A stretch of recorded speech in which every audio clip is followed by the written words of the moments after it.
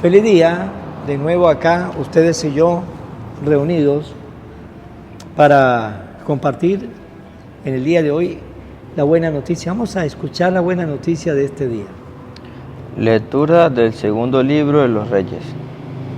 En aquellos días, Naamán, general del ejército de Siria, gozaba de la estima y del favor de su rey, pues por su medio había dado el Señor la victoria a Siria. Pero este gran guerrero era leproso.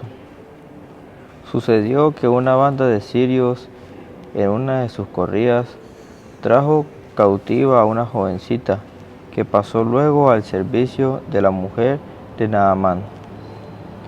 Ella le dijo a su señora: si mi señor fuera a ver al profeta que hay en Samaria, ciertamente él lo curaría de su lepra.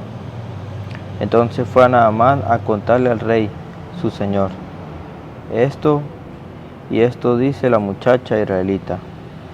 El rey de Siria le respondió: anda pues, que yo te haré una carta para el rey de Israel. Naamán se puso en camino llevando de regalos 10 barras de plata, 6,000 monedas de oro, 10 vestidos nuevos y una carta para el rey de Israel, que decía: al recibir esta, sabrás que te envío mi siervo, Naamán, para que lo cures de la lepra. Cuando el rey de Israel leyó la carta, rasgó sus vestiduras, exclamando: ¿soy yo acaso Dios capaz de dar vida o muerte, para que éste me pida que cure a un hombre de su lepra? Es evidente que lo andan buscando, es un pretexto para hacerme la guerra. Cuando Eliseo, el hombre de Dios, se enteró de que el rey había rasgado sus vestiduras, le envió este recado: ¿por qué rasgaste tus vestiduras? Envíamelo y sabrá que hay un profeta en Israel. Llegó pues Naamán con sus caballos y su carroza, y se detuvo a la puerta de la casa de Eliseo. Este le mandó a decir con un mensajero: ve y báñate 7 veces en el río Jordán, y tu carne quedará limpia. Naamán se alejó enojado diciendo: yo había pensado que saldría en persona a mi encuentro y que invocando el nombre del Señor, su Dios, pasaría la mano sobre la parte enferma y me curaría de la lepra. ¿Acaso los ríos de Damasco, como el Habaná y el Farfar, no valen más que todas las aguas de Israel? ¿No podría bañarme en ellos y quedar limpio? Dio media vuelta y ya se marchaba furioso cuando sus criados se acercaban a él y le dijeron: Padre mío, si el profeta te hubiera mandado una cosa muy difícil, ciertamente lo habrías hecho. Cuanto más, si solo te dijo que te bañaras y quedarías sano. Entonces Naamán bajó, se bañó 7 veces en el Jordán, como le había dicho el hombre de Dios, y su carne quedó limpia, como la de un niño. Volvió con su comitiva a donde estaba el hombre de Dios y se le presentó, diciendo: ahora sé que no hay más Dios que el de Israel. Palabra de Dios.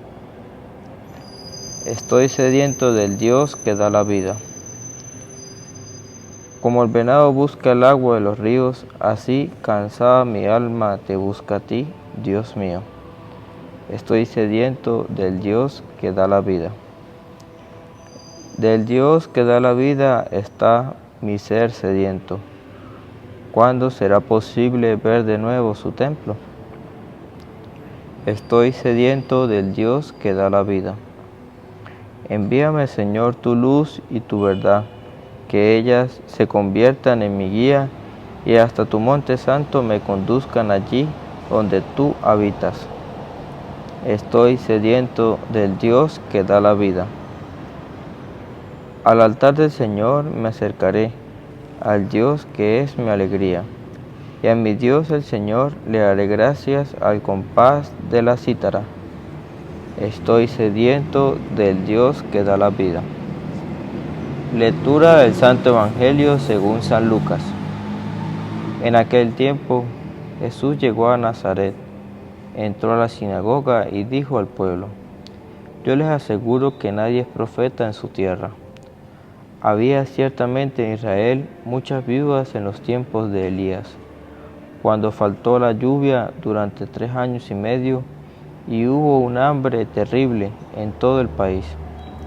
Sin embargo, a ninguna de ellas fue enviado Elías, sino a una viuda que vivía en Sarepta, ciudad de Sidón. Había muchos leprosos en Israel en tiempos del profeta Eliseo. Sin embargo, ninguno de ellos fue curado, sino Naamán, que era de Siria. Al oír esto, todos los que estaban en la sinagoga se llenaron de ira, y levantándose, lo sacaron de la ciudad y lo llevaron hasta una barranca del monte, sobre el que estaba construida la ciudad, para despeñarlo. Pero él, pasando por en medio de ellos, se alejó de allí. Palabra del Señor. Gloria a ti, Señor Jesús. Hoy Jesús nos dice que estaba en Nazaret y dijo unas palabras de que ningún profeta es aceptado en su tierra. Y Jesús lo decía porque estaba en Nazaret, donde él se había criado. Tenemos claro que Jesús nació en Belén, se crió en Nazaret, y la gente lo conocía como el hijo del carpintero. Y allí vivía parte de su familia, posiblemente la familia por parte de María, su madre, vivía en Nazaret. José era de Belén, y allí vivía parte de su familia, allí lo conocía, y como le dije, lo conocía como el hijo del carpintero. Jesús estuvo hasta la edad de 30 años en lo que se llamó la vida oculta, en la cual ellos miraban a Jesús como esa buena persona, ese buen hijo, un buen amigo, una persona solidaria, amena, una persona dada a la gente, pero hasta ahí no pensaba de que aquel carpintero era mucho más. Era el Mesías, el ungido, el enviado por Dios, Dios igual que el Padre, segunda persona de la Santísima Trinidad. Y a pesar de que ellos ya habían escuchado la fama de Jesús, las obras apoteósicas que Jesús estaba haciendo, que había hecho y estaba haciendo, cuando llegó a Nazaret se cerraron totalmente a Jesús, tanto así que trataron hasta de quitarle la vida a Jesús. Así llegó, ¿sí? ¿De qué extremo llegó la ignorancia de ese pueblo? Que antes de aceptar a Jesús, estaban prefiriendo darle muerte a Jesús. Y por eso dice Jesús que nadie es profeta en su propia tierra. Y allí Jesús hizo muy poco milagro, no porque no podía, sino los milagros es una respuesta de fe, del amor que le tenemos nosotros a Dios, y Dios nos responde también con nosotros con gran amor. Y de ahí viene un milagro que esa persona llena de fe le está pidiendo al Dios de la misericordia, que viendo el amor, la bondad de aquella persona, le responde con eso que esa persona tanto ansía, a veces un milagro portentoso para esa persona o para un familiar de esa persona. Pero para eso pues tiene que mostrar esa persona la fe que le tiene al Dios Todopoderoso, al Dios de la vida. Pero el pueblo de Nazaret tenía ausencia de esa fe, porque miraron fue a Jesús el carpintero, miraron fue a Jesús el hijo de María y de José, miraron a Jesús el que se crió con ellos, miraron a Jesús el nazareno que vivió en ese lugar, pero no miraban a ese Jesús, al nuevo Jesús que se había manifestado al pueblo de Israel y a los judíos, de que Él era el Mesías, Él es la luz del mundo, Él es el enviado, Él vino a redimir la creación. No lo miraron con esos ojos. Como no lo miraron con esos ojos, se desenfocaron y por eso llegaron hasta con el deseo de quitarle la vida a Jesús. Pues bien,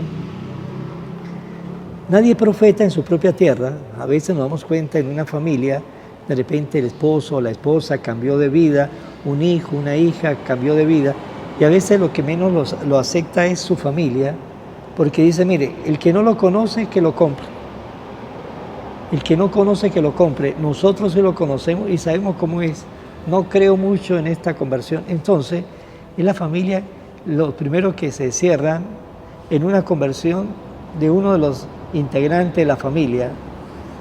Por eso dice Jesús, es difícil, nadie es profeta en su propia tierra, porque a veces la familia, los primeros, que no quiere entender y no quiere ver de que esa persona, ese esposo, esa esposa, ese papá, esa mamá, ese hijo, esa hija, está comenzando un nuevo cambio de vida.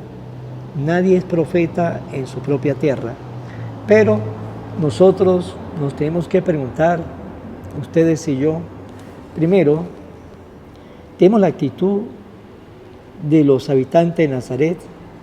Nos estamos cerrando a aceptar a Jesús, nos estamos cerrando a escuchar a Jesús. Y la segunda pregunta es, tenemos un amigo, una amiga, un familiar que le vemos que tiene un cambio de vida. Pues si vemos ese cambio de vida de un familiar, de un amigo, de una persona allegada, no tomemos la actitud de los habitantes de Nazaret, todo lo contrario. Si somos inteligentes, pues tratemos de ir también con esa persona, acompañar a esa persona, para que el cambio de vida no sea solamente para él o para ella, sino también para nosotros. Vamos a finalizar en mano de María. Oración a la Virgen María. Oh Virgen María, Madre de Jesús y Madre mía, como en Caná te das cuenta cada día lo que yo necesito. Ruega a Jesús por mí, cuídame siempre. No me deje nunca. No permitas que me aleje de Jesús, tu Hijo amado. Ayúdame a corregir mis defectos que me alejan de Jesús y fomentar mis virtudes que me acercan a Él. Sea siempre mi Madre protectora a lo largo de toda mi vida. Amén. Será hasta mañana, Dios mediante, en nombre del Padre, del Hijo y del Espíritu Santo. Amén. Evangelio de hoy, con el Padre Iván Jaimes.